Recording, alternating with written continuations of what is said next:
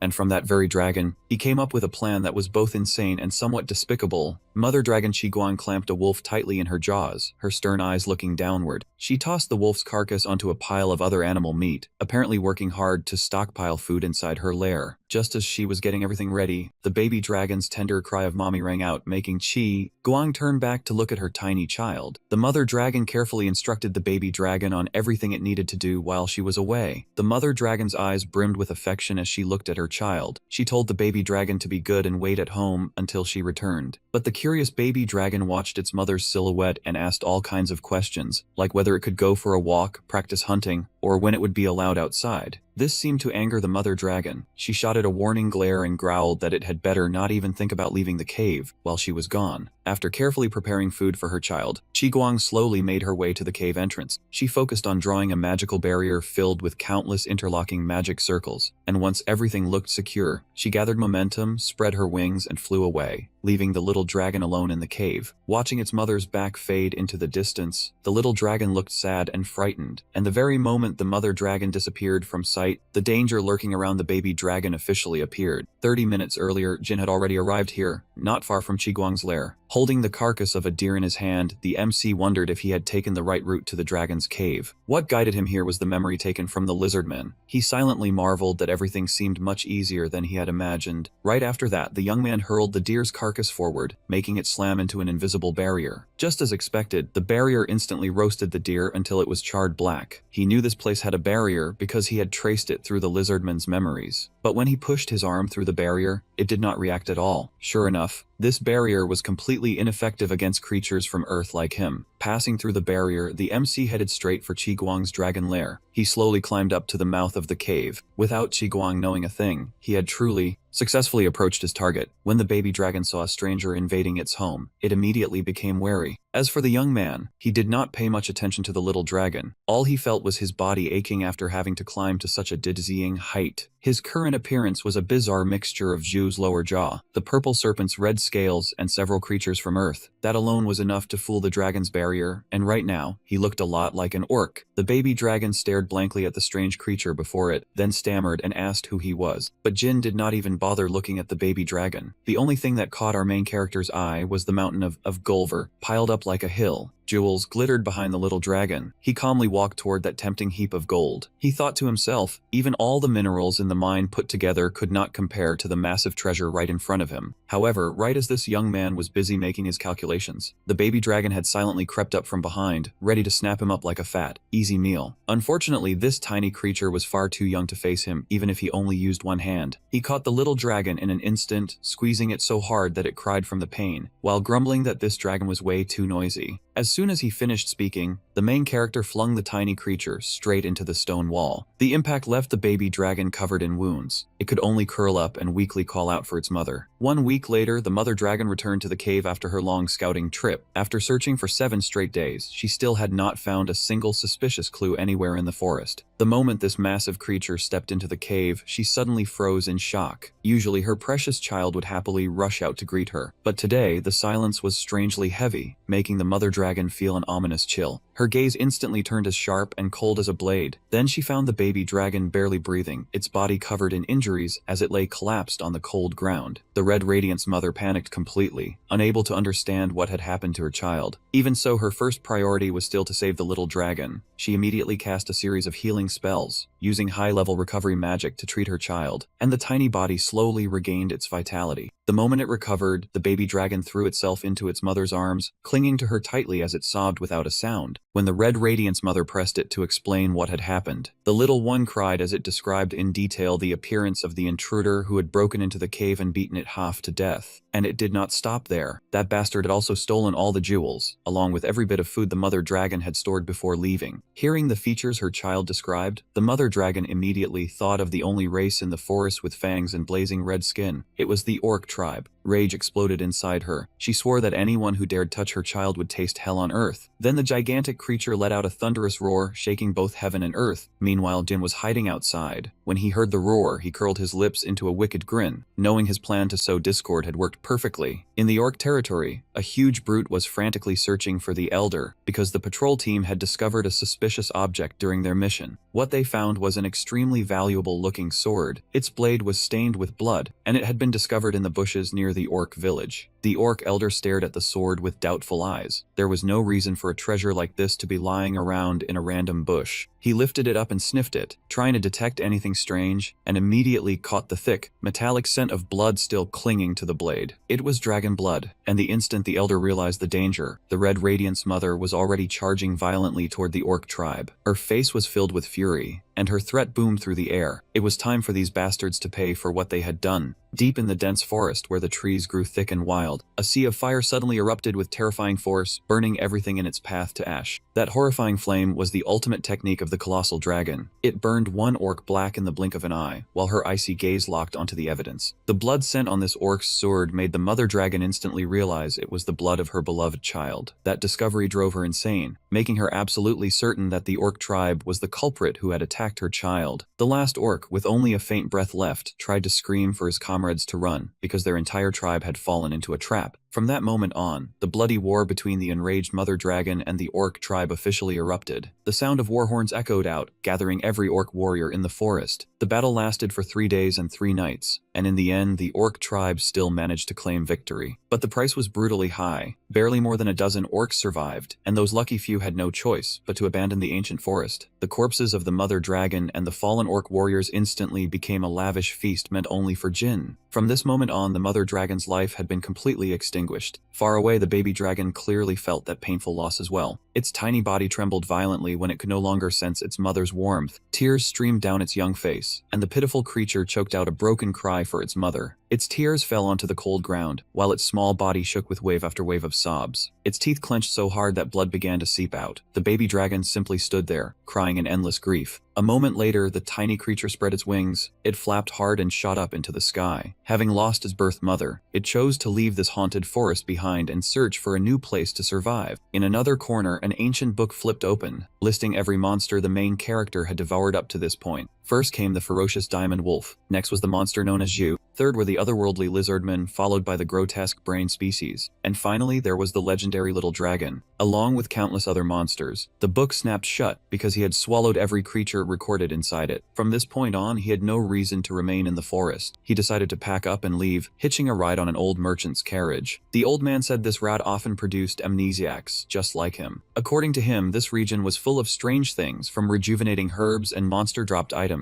to the secrets of ancient kingdoms. Because of that, people from everywhere came rushing in to hunt for treasure and change their lives. In the end, most of them wound up dead and gone. Someone as lucky as him was a first for the old man, so he advised him to value his life a little more. Hearing those heartfelt words, the young man simply nodded in agreement. By pretending to be injured and amnesiac in the forest, he managed to extract a massive amount of information from the old merchant on the way to the next village. The old man revealed almost everything about this world, except for one concept that left him completely clueless: the status panel. From what he was told, in this other world, it displayed all of a person's personal information, and everyone had one. He figured it was probably similar to a citizen ID back home. He immediately tried to summon his own status panel, but strangely enough, he could not access that system at all. Maybe it was because he had not been born in this world to begin with. After a long, exhausting journey, the old man finally brought the main character to a small city along the road. He quickly hopped down from the carriage. The old man turned to wish him well, saying this was as far as he could take him. He also bowed his head and thanked the old man sincerely. He stood there in silence, watching the old man's carriage fade into the distance. Then he turned around and fixed his gaze on the small city standing tall before him. Watching the bustling crowds and the lively scenery, he could not help but admit that Santo Canago City truly lived up to its reputation. His eyes kept darting this way. Then they swept the other way, and he sensed an astonishing level of cleanliness. There was not a single scrap of trash on the streets, making them even cleaner than he had imagined. He walked over to a public bulletin board covered with notices saying things like, "Wash your hands to prevent disease," along with basic knowledge about personal hygiene. After reading them, he had to admit that the people of this land were impressively civilized. All of a sudden, he overheard someone comment that this city was unusually clean. Another person immediately replied that only the area near the palace could maintain sanitation to that degree. The friend beside him added that since the second prince had grown up here, it was only natural for the place to be this clean. He explained that the second prince was the first person to introduce the concept of hygiene and warnings about disease to Giulio Ventura. Ever since then, everyone had praised him as a genius, even though he had only been 10 years old at the time. The companions sighed in admiration, saying that he truly was worthy of being a prince. He also expressed overwhelming respect for him. At the same time, he revealed that the second prince would come of age next month and would visit this city. The two of them had once had the chance to meet him in person. They kept expressing how badly they wanted to see the second prince again, while the main character simply listened in silence to this fascinating conversation. The concept of hygiene only really became widespread on Earth around the early 20th century, and yet, in a place with such a strong medieval atmosphere, a child had actually come up with that advanced idea. That was hard to believe. He made a vague guess in his mind, but he could not be entirely sure. He stood there frozen for a while, then finally reached a bold conclusion. There might be someone here just like him, someone carrying memories of Earth. And sure enough, not long after that, he got the chance to meet him. The moment the second prince came face to face with the main character, he panicked so badly that he could hardly believe his own eyes. As for the main character, he only gave a faint smile, even though he was also fairly surprised by this encounter. The second prince trembled as he asked why he was here. The second prince's true identity was Hypanic. Completely shaken, he called the man beast traitor. A monologue begins. This young man's real name was not Jin. His name in his previous life was Eddie Montoya, a second-generation Mexican-American. He had once been an agent. He had been a member of the United Nations International Police Force, as well as a national intelligence operative for the CIA. He had lived a life filled with secrets and power. But then a terrible disaster struck. Everything ended after he encountered that monster during a fateful mission. He suffered an unbelievably horrific death. But after closing his eyes for the last time, what awaited him was a completely unfamiliar world the moment he wandered into it. At that time, his eyes were still tightly shut, and he did not dare face reality. However, after a while he had no choice but to open them and accept his absurd situation. When he woke up, he had reincarnated as a child. His new name was Edward. Edward was the second prince of the kingdom of Suyuyin Kenkentin. His second life passed with unbelievable ease, beginning with hygiene. Then came science, astronomy, and countless other fields. Knowledge from Earth turned out to be extremely useful in a world with a medieval flavor. Thanks to the special training he had received in his previous life, politics was also a piece of cake for him. If he had been born a commoner, he would already have been absurdly overpowered. But on top of that, he was royalty. Even better, the first prince was not the heir to the throne. Or more accurately, he was not qualified to inherit it. One way or another, this young man would ascend the throne and become king. Because of that ambitious ideal, Hypanic smiled so broadly he could not close his mouth. Right at this moment, Hypanic is riding on horseback through the streets, pirating beneath the thunderous cheers of the people. He joyfully waves back at the crowd, while his burning desire to become king of this world blazes fiercely in his chest. But the protagonist has no idea that, hidden among those people, is the most terrifying nightmare of his life. Night falls, and the mansion of Lord Santo Canago sinks into silence. He collapses onto the bed, exhausted after a full day of parroting, sighing as he complains that forcing himself to smile for hours was pure torture. Suddenly a rustling sound rings out, making him whip his head toward the window at once. What hits his eyes is the long, dangling tongue of a lizard sticking out. Right after that, the young man nearly jumps out of his skin when he sees the monster climb straight into the room through the window. Even though he is still panicking, he manages to draw his sword and take a stance, loudly demanding to know the intruder's identity. The protagonist cannot help wondering how this lizard freak managed to slip past every guard and sneak all the way in here. Suddenly, the lizard speaks, saying it has been a long time, leaving him utterly confused. At that moment, the creature's form also begins to change. He slowly transforms into Kim, asking if Hypanic still remembers him. The moment he sees that beast hammer, his face turns deathly pale, and he can hardly believe his own eyes. The young man loudly curses Kim as a damn monster, calling him a cold-blooded beast traitor. Perhaps facing his old enemy again terrifies the protagonist so badly that he has to reassure himself this is only a nightmare. His mouth says it is a nightmare, but his body is already about to collapse, clearly unable to hold out. He passes out on the spot, crashing down onto the floor. That scene makes Kim remark that the kid's reaction is pretty intense. Suddenly, a servant's voice calls from outside the door. He pushes the door open and steps in, apologizing to Hypanic for disturbing him so late at night. However, when he sees the young master stretched out on the bed, the servant immediately assumes he has fallen fast asleep. All of a sudden, he freezes in shock and snaps his gaze toward the object beside him. He wonders when this giant stuffed bear, the form Kim has transformed into, was placed here. Even so, he does not bother paying attention to the bear anymore and turns back to call out to the young lord. As he asks whether the young master is asleep, one of his hands slips into his pocket and pulls out something. It turns out the servant is preparing to assassinate the protagonist with a dagger hidden on his body. But before he can make his move, Kim uses his claws to stop the arm holding the dagger dead in its tracks. That action makes the assassin jolt in terror and turn to stare at the monster. Seeing the stuffed bear's body move, he is so scared that curses start spilling out of his mouth. Kim calmly replies that Hippanic cannot die yet, so the assassin will have to die in his place. The moment he finishes speaking, the beast tamer immediately finishes off the assassin right there in the room. It seems Kim carelessly made a bit too much noise while taking action. As a result, he accidentally draws an entire group of guards rushing toward the room. The guards break down the door and storm in, shouting, while Kim is still dealing with that assassin. Seeing people burst in, he realizes he has turned a small problem into a huge mess. As for the 3 soldiers, they nearly lose their souls when they see a massive monster standing right in the young master's room. Unexpectedly, one of them declares that since things have already gone wrong, they should switch to plan B. The whole group immediately charges forward, aiming to take down Kim and finish off Hippanic as well. The beast tamer looks at the corpse he just sent off, then at the soldiers, wondering if they are all on the same side. Without bothering to think any further, Kim grabs the young master. Then, carrying him along, he leaps straight out of the room through the window. Kim lands lightly on the ground, while the other guy falls flat on his face. After that, the beast tamer leaves, but he does not forget to drag Hippanic along, because for now he will save the guy's life. Somewhere else, someone is carefully taking notes. Outside in front, another person is also writing something down. An urgent report echoes through that person's room, announcing an emergency for Baron Kanago. Hearing this, Sento Kanago immediately asks what happened. That man. He is none other than the one who wanted to kill Hippanic earlier, and he pretends to be worried as he reports that the young master has been kidnapped by an intruder. The moment he hears the bad news, Santo is so shocked that he slams his hand hard onto the desk. The Lord immediately guesses the culprit and angrily demands how that person dares run wild inside his own territory. So he instantly orders the soldiers to assemble and rescue the young master at once. Hearing that, the mole keeps obediently agreeing while a sinister smile spreads in his heart. On the hill, Kim has already changed back into human form. Sitting there and gasping for breath, he wonders just how many of them are chasing him to make him run himself ragged like this. Right then, Hippanic finally woke up from his long coma. Seeing him stir, the main guy immediately spoke up and asked a few questions. The moment he opened his eyes and saw that face right in front of him, Hippanic jolted so hard he nearly lost his soul. Terrified, he wondered if this was actually not a dream, then foamed at the mouth and passed out, leaving the young man staring in baffled silence. Helpless, he did not even bother looking at that guy for another second. How the hell are you here? Hippanic widened his eyes, unable to understand how Jin had ended up in this other world. And Jin, in turn, could not begin to imagine how this guy had gotten here either. His face full of suspicion, he questioned him sharply, his eyes as cutting as blades, his voice hard and commanding as he forced Hippanic to explain exactly why he had appeared in this place. Hippanic was so scared that he clenched his teeth, sweat pouring down his body, unable to guess what this guy was plotting in his head. Suddenly, a flash of panic shot through his mind. Was the main guy planning to dig out the secret of his reincarnation, then send him to meet his ancestors all over again? As if he had read him perfectly, Jin immediately reassured him that he would not kill him. Hearing that, Hippanic put on a blank, doubtful expression. Really? Promise me. Somehow, this guy actually dared to make Jin promise, and of course Jin calmly replied that he was not sure about that, so he could not promise him in advance. In that instant, the main guy's face turned ice cold. He gave a faint smile, looked straight at Hippanic, and said, "I think I already made you pay for your betrayal back then." Hippanic immediately remembered the moment when he had finished off his own user. He clenched his fist, summoned all his courage, and asked if Jin was planning to send every traitor to meet their ancestors just like him. If that was the case, then sorry, but there was no way he would cooperate. Before he could say anything else, the main guy struck him right in the mind. "Don't you think it is unfair? He only sent you and the transport squad to meet your ancestors, while Jenner, Lighting, and the rest of their accomplices are still out there living just fine. Right now, Hippanic is considered dead, and Jin has vanished without a trace. So who do you think will take all the credit?" Hearing that, Hippanic's face darkened as if Jin had hit a nerve. Jin drove the knife in deeper, saying it looked like everyone except him had been promoted and was living the good life. Those words pushed him to the edge, blue veins bulging across his face. The thought of those people getting promoted and dancing around in joy made his blood boil even harder. Looking at the backs of those scumbags in his mind, he could not help feeling bitter about his own fate. He had worked the hardest, yet he was the one trapped in this other world with an underdeveloped civilization. It was as if he had suddenly snapped awake and awakened the sleeping demon inside him as well. Comradeship, huh? To hell with that. From this moment on, he was no longer Eddie Montoya. He was Prince Edward of the Kingdom of Giant Continent Elmore. After a violent mental struggle, Hippanic made his decision firm. He reached his hand toward the main guy and declared, "Whatever, I will cooperate with you," as if Jin had been waiting for exactly that. At those words, Jin broke into a deeply satisfied, pleased smile. He reached out and shook Hippanic's hand, though at that moment Hippanic was still wrestling with the tangled thoughts in his head. He calculated that Jin's current plan was definitely to return to Earth and wipe out the traitors. Until they found a way back, the first thing both sides would do was kill those bastards, then continue protecting this place. From now until then, Hippanic planned to use Jin as a stepping stone for his own scheme. But Hippanic was not the only one planning every move. The main guy was doing the exact same thing. He was quite satisfied, because cooperating with the prince of an otherworld kingdom would clearly bring countless benefits. Naturally, both the quantity and quality of information would be on a completely different level from before. His face showed obvious contentment, and besides, this was also a decent option if Hippanic knew how to return to Earth. The two seemed almost telepathic. Neither said a word, yet both were thinking the exact same thing, planning to use the other to achieve their own goals. So, let us look into the root of the matter. It seemed Jin had told Hippanic the truth, and Hippanic froze. His face twisted as he said, "Assassination. Was it that crazy old man?" By then, Jin had already secured the cloth wrapped around his waist and hips. Even so, Jin truly had not expected that. After hearing such explosive news, the other guy could remain strangely calm. Hippanic stood up and answered casually that he was calm, because he was already too used to these kinds of tricks. Now it was time to move. However, he turned and asked with a smile if his position would be an important factor in Jin's plan, right? And the key thing coming up was that both of them would be attending the coming-of-age ceremony. Thinking back to around 300 years ago, Great Emperor Edward was the founding king of this kingdom. He once went hunting and stayed overnight at Santo Canago. At the time, he wore a blue cloak with 2 loyal guards at his side. He was quite pleased with the innkeeper's hospitality, so as a reward, he granted him the title of Baron Canago. Not only that, he even smiled brightly and raised his thumb to show how satisfied he was. That event marked the beginning of the Santo Canago Hotel, and also the origin of the Baron Canago family's power. From then on, this house became one of the 5 most powerful families thanks to its royal backing. Naturally, as long as royal authority remained stable, the Canago family's status would continue to flourish. But if the royal family disappeared, this house would immediately plunge straight downhill. From that, one could conclude with certainty that Baron Canago would do everything in his power to protect the throne. That was why one of the assassins was certain the Baron would send troops to assassinate him immediately. While that guy was still lost in thought, a soldier suddenly shouted that they had found the prince. Hearing that, he was utterly stunned, unable to understand why. Why had everything happened so fast? Baron Canago also began breaking out in a cold sweat, repeatedly asking the soldier if he was sure. If it was true, then bring the prince here at once. Hearing that, the other man suddenly tried to stop him because their side had not finished preparing yet. The soldier stammered at that moment, unable to get the words out. Because the prince had brought himself here, the two men suddenly froze as if struck by a bolt of lightning. Right then, standing below the castle were Hippanic and Jin, both in different appearances. Seeing Hippanic, Baron Canago immediately pushed through the soldiers and looked down, raising his voice to ask whether he was alright. Seeing Baron Canago poke his head out, Hippanic instantly put on a face like he had been waiting 8 lifetimes to catch him. "Oh, there you are." The Baron was about to go down to welcome the prince, when Hippanic suddenly ordered him to arrest his troops at once. Thinking he had misheard, the Baron asked Hippanic again, "Excuse me, your highness?" Hippanic clenched his teeth and angrily told Baron Canago straight to his face that his subordinates had tried to assassinate him last night. Then he pointed toward Jin, saying that thanks to this secret bodyguard, he had managed to stay alive and unharmed until now. Hippanic looked up at the people above him. Since he was outnumbered, he had no choice but to flee. Baron Canago and the assassin were drenched in sweat from fear. An assassination for real? The assassin immediately shouted for Baron Canago not to be fooled, then pointed straight ahead. He pointed directly at Jin, insisting with absolute certainty that the prince was being threatened by this man, which was why he was blaming everything on them. Hearing this incredibly bold accusation, Hippanic was also speechless. His face turned ice cold as if he was about to erupt in rage. "Kidnapping and threatening me? You have the nerve to spit that absurd nonsense at me, a nameless nobody like you?" After being insulted by the assassin, Hippanic instantly flew into an absolute rage. The murderous pressure blazing in the prince's eyes made the man jolt and shudder. Then Hippanic growled out that he was Edward G. Jiangkin Sin, the rightful descendant of Emperor Edward. As the heir to that illustrious name, did this fool really think he would be so terrified that he would not dare speak the truth? The prince's face was flushed red, furious enough to spit fire. Hippanic ended it with one ice-cold line that scared the assassin into silence, saying those blasphemous words could absolutely be treated as treason. The prince's words scared the man's soul half out of his body. He instinctively backed up several steps and nearly toppled over backward. Baron Canago was now quietly reassessing Hippanic's attitude. Meanwhile, our MC had been standing perfectly still this whole time. At a glance, he looked crude and reckless. but the color of that armor was unmistakably mithril alloy. On top of that, paired with armor forged from the scales of a red dragon, there was no way he could be some kidnapper's lackey. You really have to praise Baron Kanago's incredibly sharp judgment. Forced into a difficult position, Baron Kanago had to reconsider who he should trust. That made the already terrified assassin panic even harder. The order was issued at once. Seize this man and all of his subordinates. The MC was a little surprised, because he had not expected the whole thing to be settled so cleanly. Hipanic only sneered. To him, this much was nothing. In the blink of an eye, every last assassin had been tied up without a single one escaping. Facing the soldiers, Hipanic finally spoke in a low voice. "Do any of you know anything about this man?" He gave a faint smile and continued, saying Kanago was originally one of the great pillar families of the kingdom. There were countless secrets outsiders could never hope to know. At this point, the prince licked his lips, looking rather like a thug. Then Hipanic stepped forward, placed a hand on the assassin's shoulder, leaned close to his ear, and whispered that one of those secrets was an extremely brutal art of torture. The prince's face darkened, leaving only his eyes and a sly smile, like a warning. Do not dream of dying peacefully. Sweat poured off the assassin like a running stream. He could not understand how everything had twisted into this disaster, when his plan had clearly been perfect down to the smallest detail. Suddenly, a soft chuckle rang out and caught his attention. Even while drowning in unease, he still lifted his head and followed the sound. Standing right in front of him was the MC, looking straight down at the assassin. He squeezed his eyes shut and screamed that this guy was the one who had ruined his perfect plan, and he wanted to know who he really was. Suddenly, the young man bent down and slowly pushed his hood back. A bear-shaped mask was revealed, shocking the man so badly that terror swallowed him whole. He immediately remembered that moment and stammered in a trembling voice, "You." Just then, the young man's eyes narrowed into a savage, beast-like smile, and he softly spoke 3 words, "Rest in peace." After that, he pulled his hood back down exactly as it had been before. As 2 soldiers dragged the assassin away, he kept cursing, "You damned monster." Then his miserable, blood-curdling scream echoed through the area. Only then did the MC begin explaining the outfit he was wearing. It turned out he had secretly stolen a decorative suit of armor and a log from the house, and afterward, when he coated them with slime mucus, for some reason the slime seemed pretty annoyed about the whole thing. But that was fine. In the end, he transformed those old scraps into mithril alloy using the mithril he had swallowed from the dragon's treasure hoard. You have to admit, slimes have an absurd number of amazing uses. Thanks to that, he had easily fooled Baron Kanago. Facing the MC, Baron Kanago began to speak. The assassins had confessed everything because they could not endure the torture. The results showed that they were Madamurut. In other words, the messengers of hell. His expression was extremely grave. He had never expected such dangerous people to have infiltrated the prince's personal guards. He then asked whether the young man knew anything about them. A thought flashed through the MC's mind. This was the perfect chance to say what he had discussed with the prince beforehand. Facing him, the MC calmly said to Baron Kanago, "Madamurut, huh? I think I heard about them from a certain night." Hearing that, Baron Kanago immediately asked if it was true. The MC said he had heard rumors that the second queen died of illness, but in truth, she had been poisoned. Hearing this, Baron Kanago's face darkened. Poisoned. If that is the case, then the culprit must be... It seemed the 2 of them had reached the same guess, so the young man simply gave a slight nod. Baron Kanago was so furious that his clenched fists trembled violently. He could not believe such an earth-shattering incident had happened. Suddenly, Baron Kanago slammed the table and shot to his feet. Gripping his sword tightly, his face seethed with killing intent. "I will not let them get away with this." Suddenly, a hand had landed on his shoulder without him noticing when it got there. It turned out the MC was already standing right behind Baron Kanago, leaving him utterly shocked. The young man calmly advised him to stay composed. The young man's eyes now gleamed with a strange red light, and even through the mask, they radiated a terrifying feeling. He began warning Baron Kanago, "These people specialize in assassinating the powerful and influential, so do not underestimate them." Baron Kanago was a little shaken now. He turned and asked the young man what they were supposed to do, and whether they were simply meant to stand by and watch. The MC gripped Baron Kanago's shoulder tightly and told him this was not his business. Then the young man pushed him down into the chair with force. Baron Kanago was so thrown off balance and confused that he could not even keep hold of the sword in his hand. Once again, Jin stressed to the old man that this was a personal grudge between him and those people, and no one else needed to get involved. After that overwhelming show of pressure, Baron Kanago must have silently admitted it too. With this terrifying strength, he had more than enough power to crush anyone who got in his way. Letting go of the Duke's shoulder, the main character matter calmly said the matter would be settled sooner or later, because the prince had already found a lead. Hearing that, Baron Kanago turned back with obvious suspicion and replied coldly that if it was the prince, then he believed it. Only then did he realize that the old man was surprisingly obedient to the prince. He immediately turned and walked away, using the ceremony's approaching end as an excuse to take his leave. Baron Kanago remained seated where he was, his face cold and unreadable. He called out one final line behind him, hoping this young man would take good care of the prince. He raised a hand and waved in a mocking, carefree way. "Sure, don't worry." He said that out loud, but in his head he was thinking something else. He would indeed let him live until everything was handled, but after that he could not make any promises. At that moment, a royal carriage was slowly rolling down the road. Inside the carriage, two people were discussing the clause related to the ones targeting their lives. As it turned out, the people inside the carriage were Hypanic and the main character. After listening to his analysis, Hypanic merely sneered and said it was all just a lie. This prince thought searching for clues was completely absurd, because he already knew exactly who the real mastermind was. Curious, he immediately pressed him and asked who that person was, his face filled with impatience. Hypanic slowly lowered his eyes, revealing a sly look, but he did not directly reveal the name. He said they would face that person once they reached the palace anyway, and that revealing it then would be far more interesting. Those words successfully stirred his curiosity. He truly could not wait to find out, and at that moment, Hypanic spoke again. The prince told him to set this matter aside for now. Apparently, he had something he wanted to ask him earlier. He did have one question, and it was about the status window in this world. The prince raised a hand to his chin and began to think, then asked if he really could not access it. According to the main character's explanation, the reason he could not access it was probably because he had not belonged to this world in the first place. The prince raised an eyebrow in confusion. How strange. When the status window opened, a scene of nature appeared with specific information. The continent's name was Elmoth, a land blessed by the goddess, where humans and monsters lived together in peace. According to Hypanic, not only humans but every living creature in this other world had a status window, and anyone could use the perception skill to inspect someone else's status. And of course, Hypanic also possessed the perception skill. He pointed at him and explained that when he once tried using the skill to look at the main character, he had briefly seen a status window flash into view. Seeing that he had no reaction at all, Hypanic decided to handle it himself. A magic circle appeared in his hand, and he activated perception. After the skill activated, strangely enough, no status window appeared before his eyes. He looked genuinely baffled. Why was there nothing at all? He was sure he had not missed a single step. After thinking for a moment, Hypanic suddenly noticed something unusual. Out of nowhere, he told him to try turning into some kind of animal, leaving him utterly confused. Even though he did not understand, the main character still did as told. The forepaw of a gray bear appeared on his hand. Looking at the transformed hand, he remembered that he seemed to have eaten this bear back in Alaska, and the taste had been nothing special. No one knew why he suddenly started reviewing food, but at that moment, Hypanic reminded him not to transform into a creature from Earth. He suggested that the main character try turning into something from this other world instead. At that moment, the young man immediately realized something. He began transforming his arm into the arm of a native monster. Hypanic activated perception once again, and this time a status window really did appear. The species and level fields were both blank. Only the skill section showed enhancement level 3 and vitality boost level 6. Now was clear. When the information window appeared, the prince burst into a hearty laugh, because his theory had been proven completely correct. At that moment, looking at the status window, the main character seemed to experience a revelation and understood the core of the problem. Hypanic sneered. It seemed he did not have an information window because he was not originally from this world, but once he transformed into something that belonged here, all the trouble was resolved. However, at that moment he gave a sinister grin. Without waiting any longer, he immediately transformed his arm into the claws of the lizardman race. For the skin, he used the buffalo beetle. For the scales, he used the death serpent, and the fangs came from the diamond wolf, a high-ranking monster. Suddenly, the status window changed drastically. On top of enhancement and vitality boost from earlier, it now showed rapid regeneration level 7, negative effect resistance level 3, roar level 5, and it did not stop there. There was even the power of a dragon. Seeing the main character transform more and more, Hypanic panicked and told him to wait to slow down. After that, he tested every monster he had ever eaten one by one. He flipped through the book while transforming, making the prince sigh that he had really eaten a lot. This repeated again and again until the status window finally stopped changing. The final status window concluded: name none, species none, level 0, skills enhancement level 3, vitality boost level 6, rapid regeneration level 7, negative effect resistance level 3, roar level 5, venom level 10, dragon scales level 10, and ironhide level 10.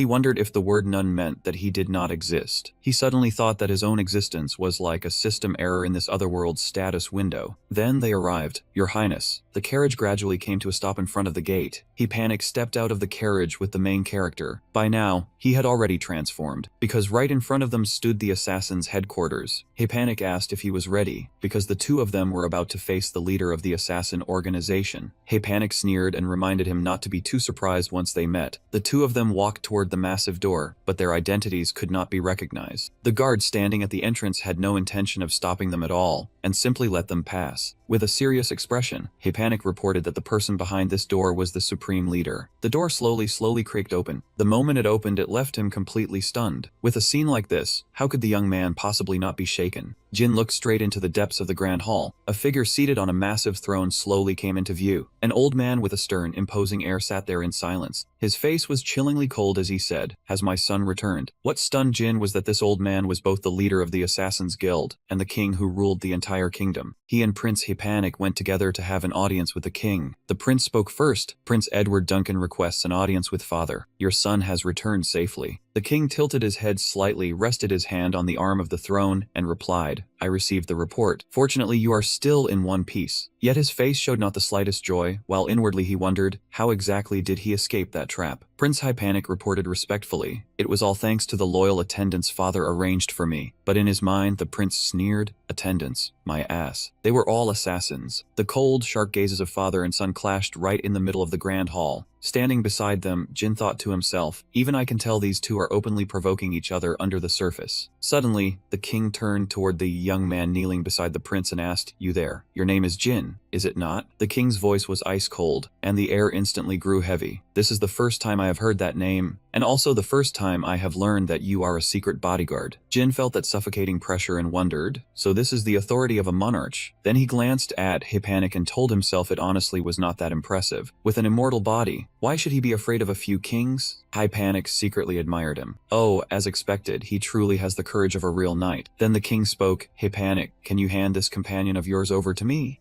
Panic refused without hesitation. "Please forgive me, father, but I must decline that request for 2 reasons. The king asked in a low voice what those reasons were. Panic explained, "First, he is not an object, he is a friend. I do not own him, so I have no right to hand him over to you." The prince lightly patted Jin on the shoulder and continued, "Second, because Jin and I are sworn friends. Though I am the second prince, I have no older brother, and so the two of us have officially become sworn brothers." Hearing that, Jin smiled, and there was nothing fake about it. He immediately played along. "I like you too, brother." After saying that, the two looked at each other and burst into laughter that rang through the grand hall, while the king watched the scene with such fury that veins bulged across his face. He asked through clenched teeth, "Did you just say brothers?" The king slammed his hand down on the arm of the throne and roared, "If there is nothing else, then all of you get out." Dismissed. Back in his chambers, Panic raised a cup of wine and laughed heartily as he recalled their exchange just now. Panic winked at Jin in delight. "Thanks, brother. You helped me a lot." Some stranger suddenly shows up wearing a full suit of mithril armor, one of the kingdom's rarest resources. The old man must be completely rattled right now. Since Jin had helped the prince score a point against the king, Panic decided to reward him with a special suit of armor enchanted with magic, and right now, Jin was trying it on. Jin asked, "You've never beaten him even once?" The prince sighed and replied, "Yeah. Ever since I was 10, that old man has been secretly training children from orphanages all across the kingdom." According to the prince, besides learning the basic skills of a servant, those children were also trained in how to gather information, and even in the art of assassination. The king planted servants raised from those orphanages into every royal and noble household, so they could quietly eliminate anyone who stood in his way. That was how he seized the throne, even though he himself had only been the 4th prince. By the time he reached this part of the story, Panic was so furious that he shattered the wine bottle in his hand and cursed. The prince ground his teeth and snarled, "That idea was clearly mine in the first place." Watching that rage, Jin thought, honestly, father and son really aren't that different. Panic laughed with wicked satisfaction. "Since I declared that I became sworn brothers with a complete stranger, he acted calm on the outside, but inside he must be in total chaos." Seeing that look on his face was so satisfying. As he thought this,